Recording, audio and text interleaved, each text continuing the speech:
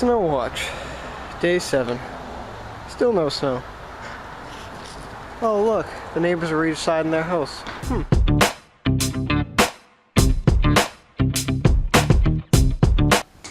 It's Friday. I'm going to be going up to the dealership in a little bit, see what I can't put together for some toys. One thing I wanted to show you guys, if you guys are going to be selling the starters on eBay, what you guys want to do is you want to mark the bottom bolts on the starters, that way it doesn't. So pretty much, I had this problem once before.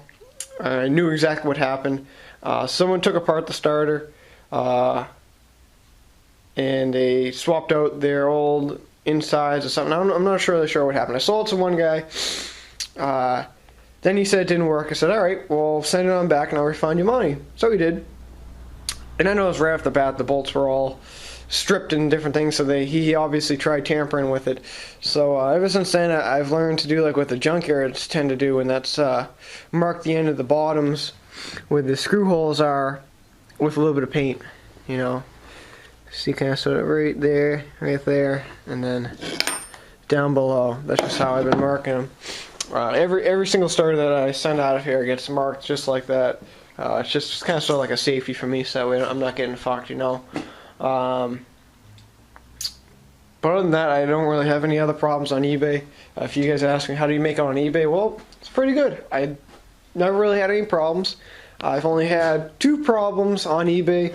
That was the starter problem, and I sold a rack to a guy in Florida that came off of a parts Yamaha QT50 that I had, and I sold the back rack to him, and I don't know what the guy did. He fucked me over on that deal, so I just took out a claim on him, and I got my money. He got his money, you know. But I mean, that was a little over a year ago. But other than that, not a single problem ever since then.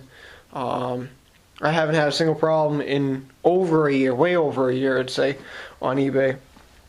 So not too bad. But yeah, so I'm gonna kind of sort of clean this place up a little bit, just to make it look a little bit neater. I'm gonna head up to the dealership, grab some new stuff. We'll come back and see what we get. Oh, I love listening to hammering, banging nails when they don't have fucking permits. Oh, that just really grinds my gears. Oh, it's making me want to take a piss so badly.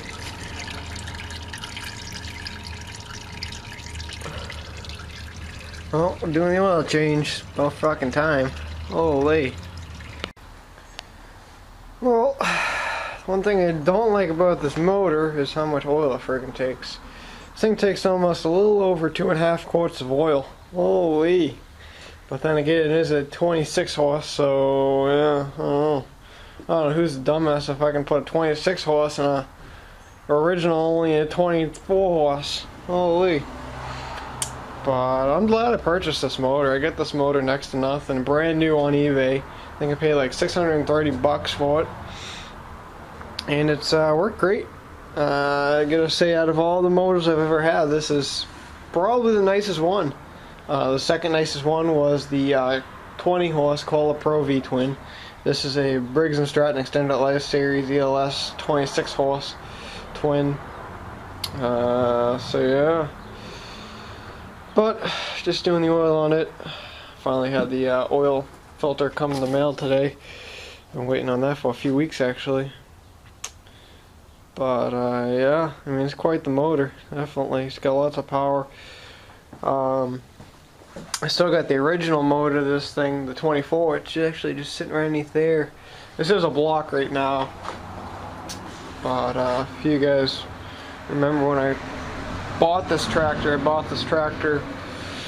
ooh, I want to say back in end of June, beginning of July, I would say. And it just, for the first month, it just sat in the backyard because I didn't want to do anything with it. And then we figured out what the problem was. It was getting bent push rods, and changed the push rods, and well, it turned out we had couldn't figure out why the push rods kept bending. We had it running. And then it turned out that the valve seals on the overhead valves were gone, so we had to get rid of those, and I should have rebuilt. I should have just put new heads on that motor, but oh well. I like having a 26 over a 24 anyway. But yeah, so there's a little bit of info about this thing. I'm still running the original battery with this thing, which is amazing. It's just a regular Briggs & Stratton battery, which is pretty surprising. But the one thing out of this whole tractor, I still have not figured out the electrical problem on this thing. I cannot. I have the brake on right now, and I cannot use this key. I always have to start it with the jumping the solenoid. So I've already changed the ignition. I changed out the solenoid. I changed the solenoid 3 times thinking it was that. Changed the key 2 times thinking it was that. Unhooked the battery for about a day, seeing if there was some type of computer problem. Changed the fuse on it about 9 times. And the thing that still gets me is I know all the safeties are working. I know the seat safety works, because if you get out of that without pressing the brake down, then the motor shuts off. But if you have the brake down and you get out of the seat, the tractor still runs fine. If you get up off the tractor while the PTO's engaged, it'll shut off. If the PTO is engaged and you go to start it, it will not start. I mean, I've gone through just about electrical problems in this thing. I still can't figure it out. And it was since like day 2 of when I bought this tractor. We had it running and turned the key fine first 2 days, and after that we had to jump it with a screwdriver. So I still haven't figured out what the deal is with it. I mean, I've gone over every single safety on it. The only safety that I haven't really fully figured out yet is the transmission one. There's one right on the hydrostatic drive back here, and I haven't quite figured it out yet, so that's pretty much my next guess on what that one is. I mean, we've got 2 safeties right up there, and then there's one that goes right down the transmission, which is this one right here. So I don't know, I still haven't figured it out.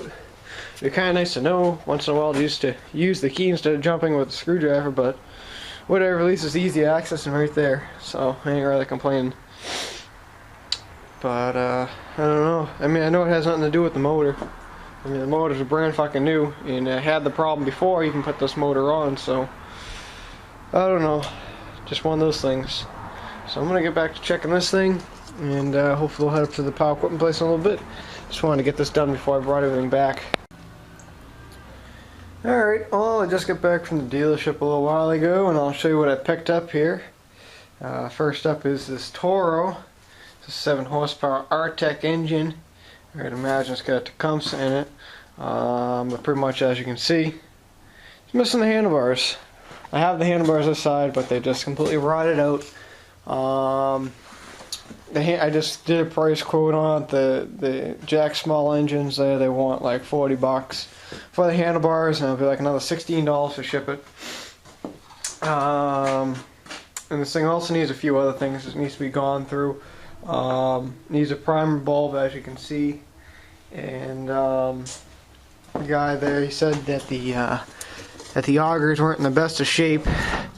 So yeah, I can't really sort of see it. Yeah, I mean, they're alright, but probably could use a good replacing. So pretty much my plan is for this one, I'm just going to rip some parts off it, take the tires off it, take the dash assembly off, and the chute and the motor, and I'm just going to stick all that stuff on eBay.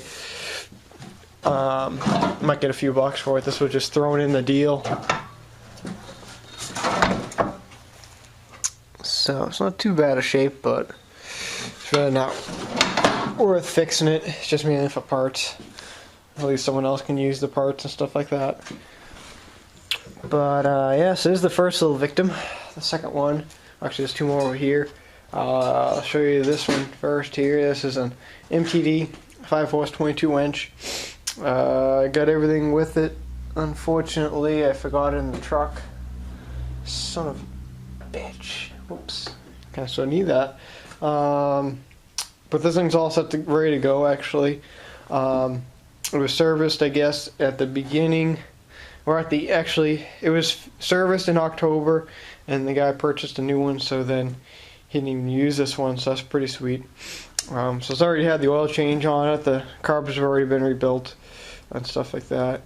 New plugs on it, so I don't really have to do anything to it. I just have to put the the belt cover on it, and the bottom undercarriage plate there, and that's sitting in the back of my truck, so I gotta go grab that. And this thing's pretty much all set, good to go for Craigslist. I might pull the electric starter off of it, haven't quite decided yet.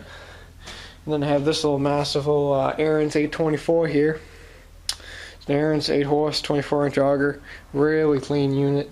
One thing that seems to be wrong with it is it just needed a good carb cleaning. I was told that it needed a new drive disc, but I didn't find any problem having perfect traction by going like this and putting it in high gear and pulling on it. I mean, it's locked up pretty good, so I don't know what the deal is with that.